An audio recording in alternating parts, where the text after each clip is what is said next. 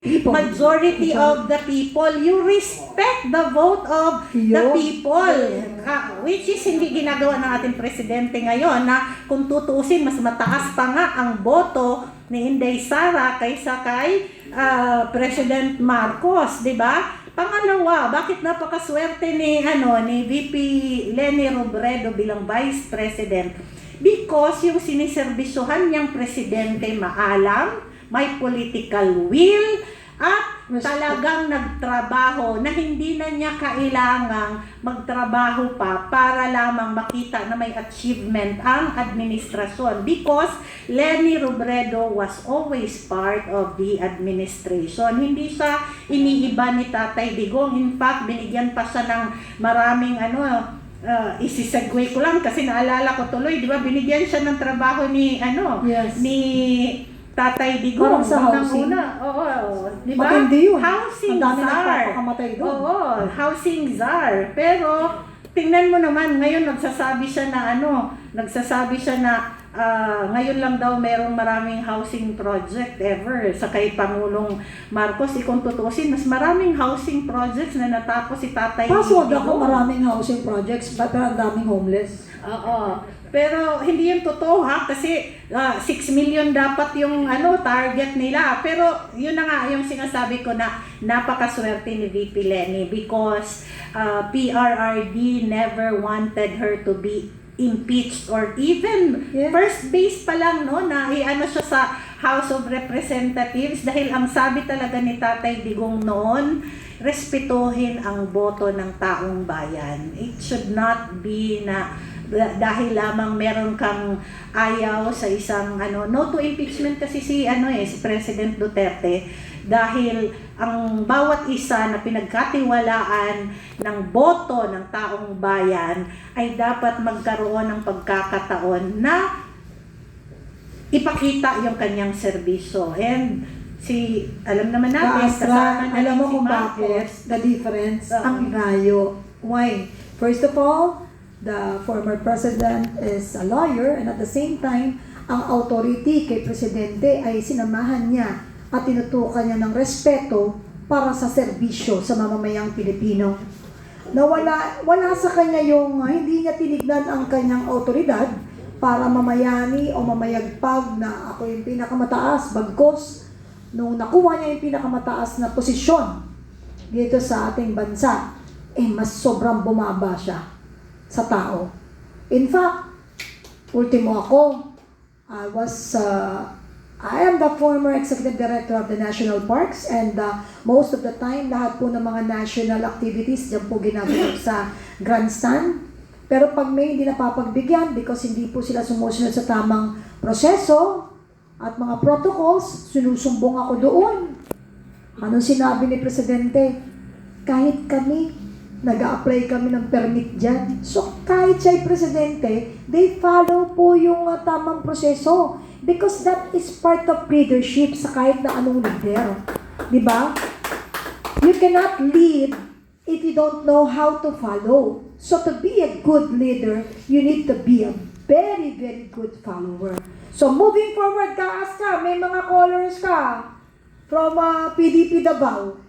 Ayan, mga callers natin. Nasaan na ba tayo?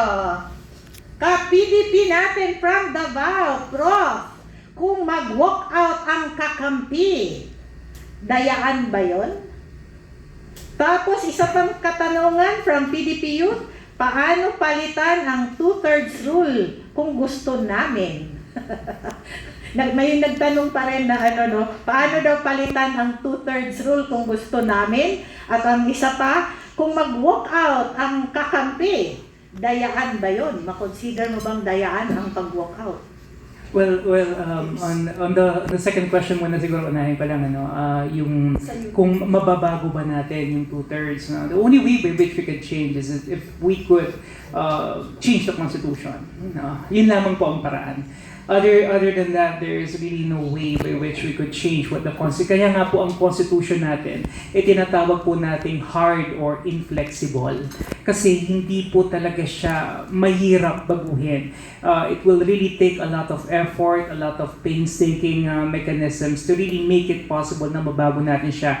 And for the longest time, no, may mga efforts na nga tayo, even in the past, to change the Constitution, pero hindi pa rin ito talaga nagsasucceed. So hindi natin po pwedeng, kumbaga, hindi tayo po pwedeng magkaroon ng mga structural amendments to the Constitution, especially on political issues like this, no, kagaya ng impeachment, because again, that will be very arbitrary. No? Ibig sabihin, talagang papasok dito yung binabanggit nga ni Yusek Asta na kapricho, yung caprice and whims, no, ng mga nakaupo. And certainly, yun nga yung dahilan kung bakit tayo may constitution in the first place, no, to actually regulate and to know the parameters and the borders or the boundaries of the powers of the state. Kasi ang gobyerno po, ang estado, napakamakapangyarihan. Kung wala tayong saligang batas, maaari nilang magamit itong kapangyarihan na ito laban sa mismong mga tao na dapat pinoproteksyon na nila.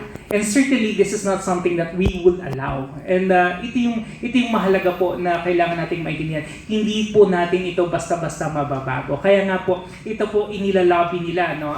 Sinasabi nila na magkaroon tayo ng moving target depending on the, yun nga, kung ilan ba yung numero ng physically present. We cannot do that. No? We cannot do that. Kasi pag binaba mo siya ng binaba, again, dito napapasok yung arbitrariness. No? Dito napapasok yung rule of the majority. No? At dito papasok yung whimsical mechanisms na hindi natin kinakailangan sa isang demokrasya na kagaya ng atin. Na, kung on the second question, kung mag-walk out yung mga Kakampi. Ano po pang ibig sabihin na mag-walk out?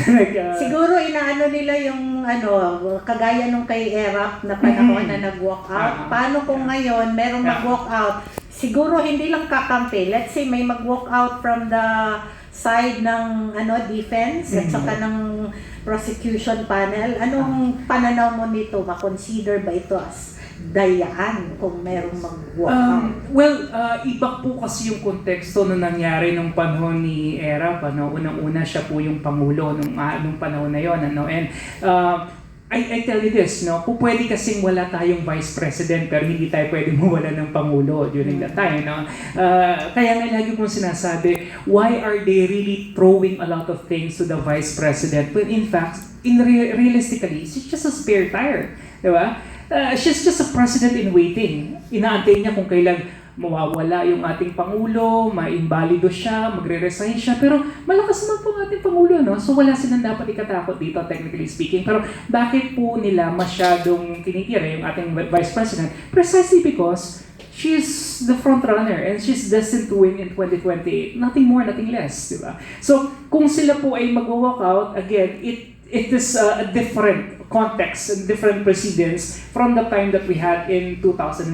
Kasi yung 2001, extra-constitutional and extra-legal yon. Kung sakali man na mag-walk out sila, hindi matutuloy yung impeachment, papayag ba sila na ang constitutional successor is si VP Sara? When in fact, that is the very thing that they're trying to prevent from the very start.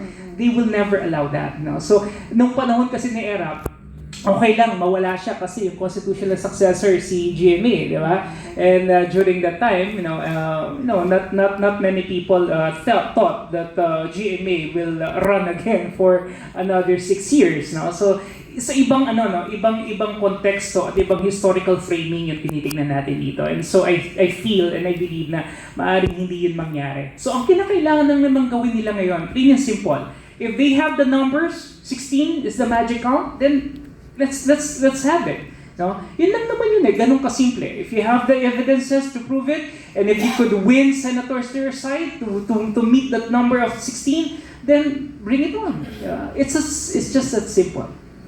Ang galing.